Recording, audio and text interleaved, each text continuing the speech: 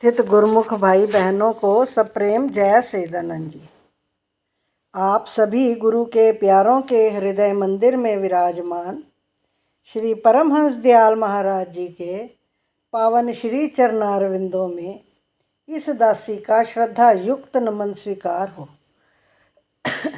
श्री परमहंस गुरुदेव जी निराकार साकार, जिनकी पद नख ज्योति से आलोकित संसार, परम पुरुष पूरन धनी आनंद घन सुख रूप, सर्वारंभ में पूजिए पावन चरण अनूप, सर्वारंभ में पूजिए श्री सतगुरु चरण अनूप।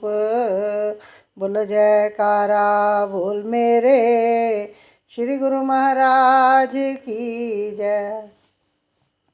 विचारवान गुरुमुख भाई बहनों, हमने कल भक्त चिरंजीव जी के सुंदर वचनों में ये श्रवण किया कि मन रिपु जीता सब रिपु जीते, मन रिपु जीता सब रिपु जीते। अगर किसी ने अपने मन को जीत लिया, मन के भावों पर विजय पा ली, मन से अपनी ताकत से विजय पाकर अपने अनुसार उसको चला लिया, तो समझ लो उसके सारे शत्रु जो हैं वो जीते गए, उसने सब शत्रुओं पर विजय प्राप्त कर ली। और अगर किसी का मन रूपी शत्रु जीवित है तो समझ लो उसके सारे शत्रु जीवित हैं, क्योंकि मन बेलगाम घोड़े की तरह इधर उधर अपने विचारों के अनुसार इंसान से कई गलत सही कार्य करवाता रहता है। अभी अभी बहन जी ने ये शब्द सुनाया कि अहंकारी मन तुझे मैं कैसे समझाऊं। मन के ऊपर आँख रखने से, अपनी दृष्टि रखने से ही मन के ऊपर विजय पाई जा सकती है। मन असीम शक्तियों का भंडार है। इसके अंदर माया के विचार अनेक प्रकार से उछल कूद करते रहते हैं। काम क्रोध लोभ मोह और अहंकार, इसके जो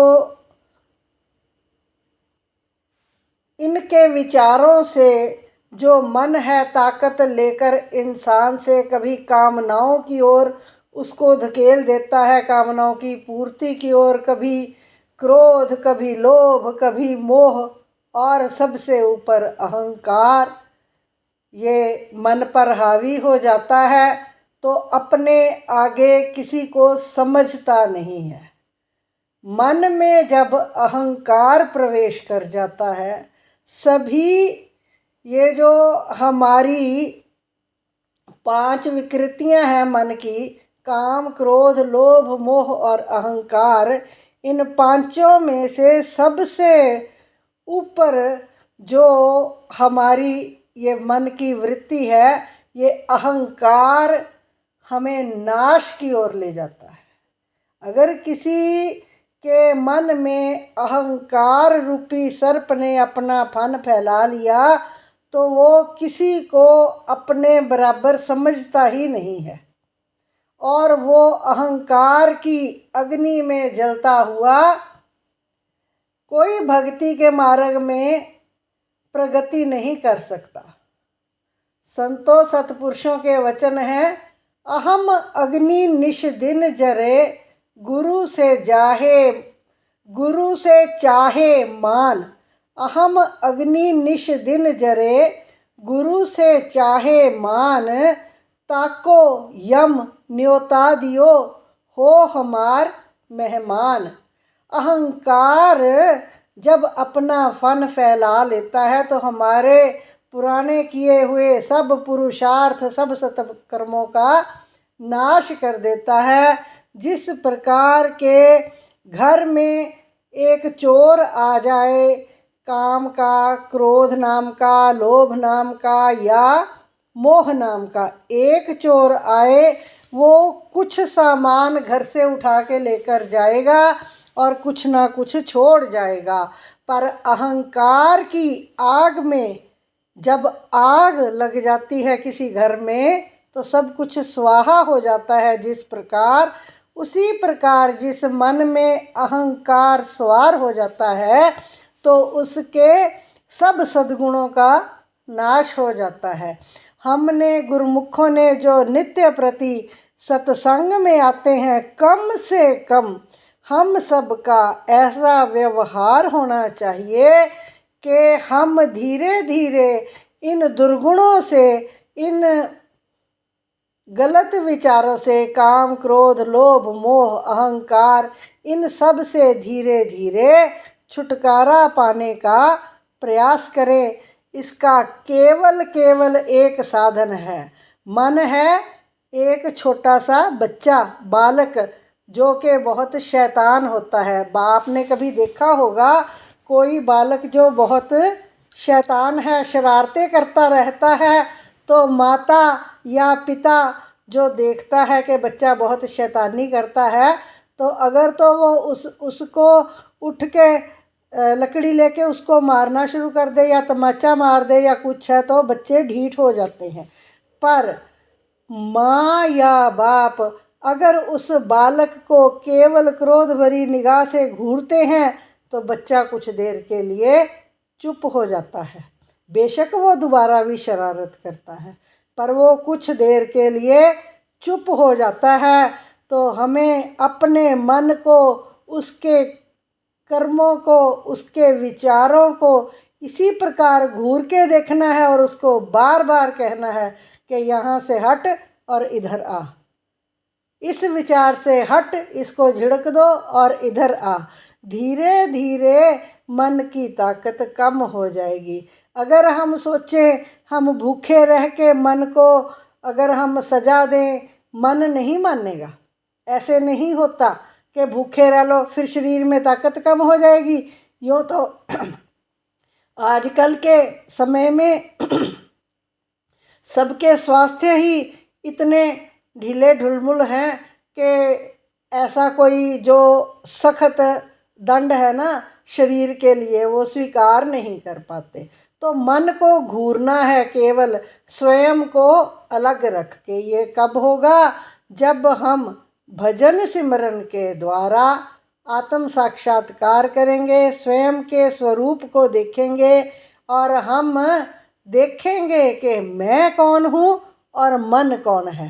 मन और आत्मा के बीच में बिल्कुल पतला सा झीना सा पर्दा है। इसमें हमने समझ लेना है कि ये यहाँ तक मन की ताकत है और ये आत्मा की ताकत है। तो आत्मा की ताकत से जब मन को घूरना है, शैतान बच्चे की तरह वो आराम से नीचे बैठ जाएगा और जैसे आत्मा कहेगी उसी प्रकार कार्य करना शुरू करेगा। तभी मन पर विजय पाई जा सकेगी। हमारे सतगुरुदेव ने इसीलिए हमें नियमों के बंधन में बांधा है। जो नियमों के बंधन में रहेगा, भक्ति के नियम हैं, परमार्थ के नियम हैं, जो इन बंधनों में स्वयं को चलाएगा तो वो 84 के बंधन से, माया के बंधन से, काल के बंधन से और आवागमन के बंधन से आज़ाद हो जाएगा। इसलिए हमें सतगुरुदेव की आज्ञा के अनुसार पांचों नियमों की परिपालना करनी है। दोनों समय की श्री आरती पूजा, श्री दरबार की निष्काम सेवा, सत्संग में आकर अपने मन की अवस्था को जांचना, आत्मा को देखना, फिर सिमरन करना और दर्शन ध्यान। साकार सतगुरु के दर्शन भी करने हैं और जो साकार दर्शन हम करके आते हैं भजन ध्यान पर जब बैठना है तो उन्हीं दर्शनों को मस्तक मध्य में देखना है।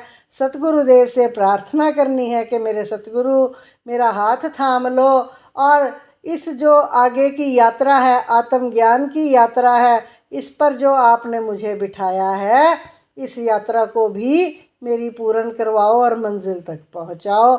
सतगुरुदेव की प्रसन्नता हासिल करना है, मानव जन्म का लक्ष्य हमने प्राप्त करना है। बोलो जयकारा बोल मेरे श्री गुरु महाराज की जय।